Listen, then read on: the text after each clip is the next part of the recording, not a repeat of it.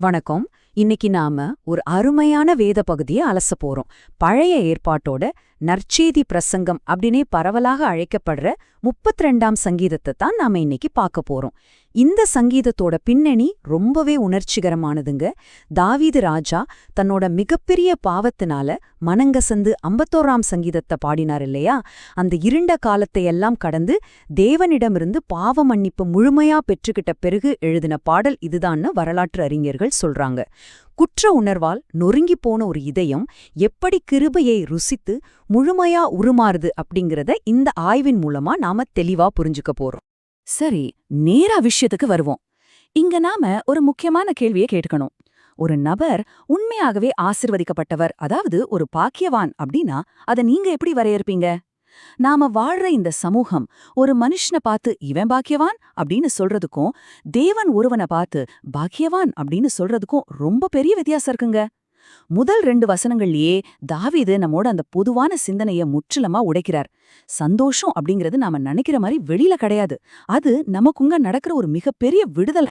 இந்த 2 வேறுபாடுகளையும் கொஞ்சம் கவனிச்சு பாருங்களேன். பொதுவா நிறைய பணம் இருக்கு, நல்ல செல்வாக்கு இருக்கு, பார்க்க அழகா இருக்காங்க, பெரிய பதவியில இருக்காங்க, இவங்களத்தான் உலகம் பாக்கியவான்கள் அப்படின்னு கொண்டாடுது. ஆனா வேதத்தோட பார்வை முற்றிலுமா வேற. எவனோட மீறுதல் மன்னிக்கப்பட்டதோ, எவனோட ஆவியில கபடமில்லாம இருக்கோ அவன்தான் உண்மையான பாக்கியவான்னு வேதம் சொல்லுது. ரோமர் 4ஆம் அதிகாரத்துல சொல்லியிருக்கிற மாதிரி எந்த ஒரு மனித கிரியைகளுமே இல்லாம தேவனாலே நீதிமான் என்று எண்ணப்படுகிற அந்த பாக்கியத்தை தான் தாவீதுங்க சொல்றார். நரகத்துக்கு போக வேண்டிய ஒருத்தன் மன்னிப்பு கிடைச்சு பாக்கியவானா மாறுது. எப்பேற்பட்ட ஆச்சரியம் இல்லையா? கபடு, பொய், வஞ்சனை இல்லாத ஒரு புதிய இருதயத்தை தேவன் அவனுக்கு தர்றார். இப்போ நாம கவனிக்க வேண்டிய ரொம்ப சுவாரஸ்யமான ஒரு இறையல் உண்மை என்ன தெரியுமா? பழைய ஏற்பாட்டுல பாவம் மூடப்பட்டது அப்படின்னு சொல்ற வார்த்தைக்கும் புதிய ஏற்பாட்டுல சுத்திகரிக்கும் அப்படின்னு சொல்ற வார்த்தைக்கும் உள்ள வித்தியாசம்தான். பழைய ஏற்பாட்டு காலத்துல பாவத்தை முழுமையா சுத்தம் செய்யறதுக்கான கிறிஸ்துவின் ரத்தம் சிந்தப்படுற வரைக்கும் பாவங்கள் தற்காலிகமா மூடப்பட்டுச்சு. ஆனா புதிய ஏற்பாட்டிலோ கல்வாரி சிலுவையில கிறிஸ்துவின் ரத்தம் சிந்தப்பட்ட பிறகு நம்ம பாவங்கள் முற்றிலுமா கழுவப்பட்டு சுத்திகரிக்கப்படுது. ஜஸ்ட் மூடி வைக்கிறதுக்கும் முழுமையா கழுவி சுத்தம் செய்யப்படுறதுக்கும் உள்ள இந்த வித்தியாசம்தான் ரொம்ப முக்கியம். அதனாலதான் பழைய ஏற்பாட்டு பரிசுத்தவான்கள் புதிய ஏற்பாட்டு பரிசுத்தவான்கள் இல்லாம பூரணமடைய முடியாதுன்னு எபிரேயர் 11ல நாம வாசிக்கிறோம். சரி, இப்போ இந்த சங்கீதத்தோட கொஞ்சம் இரண்ட ஒரு பகுதிக்குள்ள நுழைய போறோம். மன்னிக்கப்பட்ட சந்தோஷத்தை பத்தி பேசின தாவீது அதை அடையறதுக்கு முன்னாடி தான் அனுபவிச்ச அந்த பயங்கரமான மனவேதனையை நினைச்சு பாக்குறார். நம்ம தவறுகளை நாம தேவன்கிட்ட மறைக்க நினைக்கும் போது அது வெறும் ஆவிக்குரிய பாதிப்பை மட்டும் ஏற்படுத்துறது கிடையாது, நம்மளோட உடல் ஆரோக்கியத்தையே அது எப்படி உறிஞ்சி எடுக்குது அப்படிங்கறத அடுத்தடுத்த வசனங்கள் ரொம்ப தத்ரூபமா காட்டுது. இந்த வார்த்தைகளோட கணத்தை கொஞ்சம் உணர்ந்து பாருங்க. நான் அடக்கி வைத்த மட்டும் நித்தம் என் கதறுதலினாலே என் எலும்புகள் உலர்ந்து போயிற்று, என் சரீரம் உஷ்ணகால வறட்சி போல வறண்டு போயிற்று. பாவத்தை மறைச்சு வைக்கிறது அப்படிங்கிறது மனதளவுல எவ்ளோ பெரிய பாரத்தை உருவாக்குது பாத்தீங்களா? அது கடுமையான மனச்சோர்வு, பயம், அப்புறம் உடல் சோர்வை கொண்டு வருது. தேவனுடைய கை அவர் மேல ரொம்ப பாரமா இருந்ததா தாவீது உணர்றார்.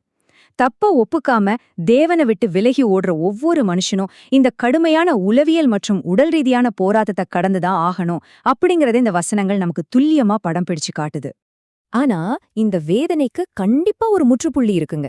5ஆம் வசனம் இந்த கொடிய வியாதிக்கான முழுமையான மருந்த கொடுக்குது. தாவீது தன் அக்கிரமத்தை மறைக்காம தன் பாவத்தை தேவன்கிட்ட அறிக்கை செஞ்ச உடனே தேவன் அவரோட பாவத்தை மன்னிக்கிறார். இங்க ஒரு 4 படிகள் இருக்கு, கவனிங்க. முதல்ல பாவங்களுக்காக மனம் வருந்துதல், வெளிப்படையா அறிக்கை செய்தல், அந்த பாவத்தை விட்டுவிடுதல், அப்புறம் மன்னிப்பை பெற்றுக்கொள்ளுதல். இந்த உண்மையான மனந்திரும்புதலின் பாதைய கடந்து மன்னிப்போட நிச்சயத்தை பெற்ற ஒருத்தர் தான் மத்தவங்களுக்கு நற்செய்தி பணி செய்ய முழுமையான தகுதியுள்ளவர். இந்த விடுதலைய ருசிக்காட ஒருத்தர் ஊழியம் செய்யறது ஒரு காலம் சரியல்ல அப்படிங்கறத இது நமக்கு கற்பிக்குது. இது நம்மளோட மன்னிப்பின் பயணத்தை எவ்ளோ நேர்த்தியா விளக்குது பாருங்க. உண்மையான அறிக்கை செய்தல் அப்படிங்கிறது நம்மளோட முழு காலக்கோட்டையுமே எப்படி மாற்றி அமைக்குதுன்னு பாக்குறப்போ ரொம்பவே ஆச்சரியமா இருக்கு. 5, 6, 7ஆம் வசனங்களை நம்ம ஒன்னா இணைச்சு பார்க்கும்போது கடந்த காலத்துல நமக்கு பாவ மன்னிப்பு கிடைக்குது. நிகழ்காலத்துல எவ்வளவு பெரிய வெள்ளம் வந்தாலும் நம்ம அணுகாதபடி தேவனுடைய பாதுகாப்பு கிடைக்குது. எதிர்காலத்துல அவர் நமக்கு மறைவிடமாயிருந்து நம்மை இக்கட்டுக்கு விலக்கி காத்து ரட்சினிய பாடல்கள் நம்மை சூழ்ந்து கொள்ளும்படி செய்றார். உலர்ந்து போன எலும்புகளோட கதறிக்கிட்டு இருந்த ஒரு மனுஷன் இப்போ ரட்சிப்பின் பாடல்களால சூழப்படுறான். எவ்ளோ பெரிய மாற்றம் இல்லையா? இந்த இடத்துல ஒரு அழகான திருப்பம் நடக்குதுங்க. இதுவரைக்கும் தேவனை குறிச்சு பாடிக்கிட்டு இருந்த சங்கீதக்காரன் இப்போ அமைதியாகிறார். தேவன் நேரடியாக முதல் நம்பர்ல பேசத் தொடங்குறார். நான் உனக்கு போதித்து உன்மேல் என் கண்ணை வைத்து ஆலோசனை சொல்வேன் அப்படின்னு தேவன் சொல்றார். இந்த வசனம் கேட்கறதுக்கே எவ்ளோ ஆறுதலா இருக்கு.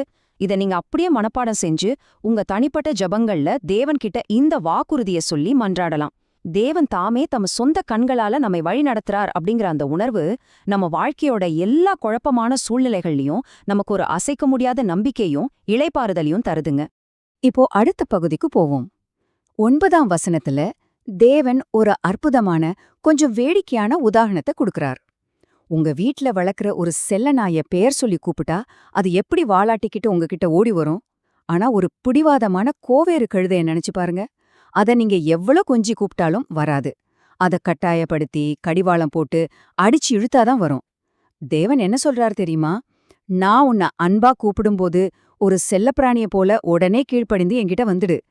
பிடிவாதம் பிடிச்சு உன்னை இழுக்க வைக்கிறதுக்காக நான் வியாதிகளையும் போராட்டங்களையும் பயன்படுத்தும்படி என்னை கட்டாயப்படுத்தாத அப்படின்னு சொல்றார். அவர் நம்ம நேசிக்கிறதால தான் கண்டிக்கிறார். நாம சீக்கிரமா கீழ்ப்படிஞ்சிட்டா தேவையில்லாத பல அடிகள்ல இருந்து தப்பிச்சுக்கலாம். இந்த இடத்துல நாம ரொம்ப கவனமா இருக்க வேண்டிய ஒரு எச்சரிக்கை இருக்கு. தேவனுடைய மன்னிப்பும் கிருபையும் அளவற்றதுதான், அதுல எந்த சந்தேகமும் இல்ல. ஆனா அதை பெற்றுக்கொள்வதற்குன்னு ஒரு குறிப்பிட்ட காலகட்டம் இருக்குங்க. சகாயம் கிடைக்கும் காலத்துல நாம அவரை நோக்கி விண்ணப்பம் செய்யணும். ஏன்னா மரித்த பின் ஒருவரும் மன்னிப்பு கேட்க முடியாதுன்னு எபிரேயர் நிருபம் ரொம்ப தெளிவா சொல்லுது. இதோ இப்பொழுதே அனுகிரக காலம், இப்பொழுதே இரட்சணைய நாள். தேவனுடைய கிருபைக்கான கதவுகள் திறந்திருக்கும் பொழுதே அந்த ரட்சிப்பை நாம பற்றிக்கொள்ளணும்.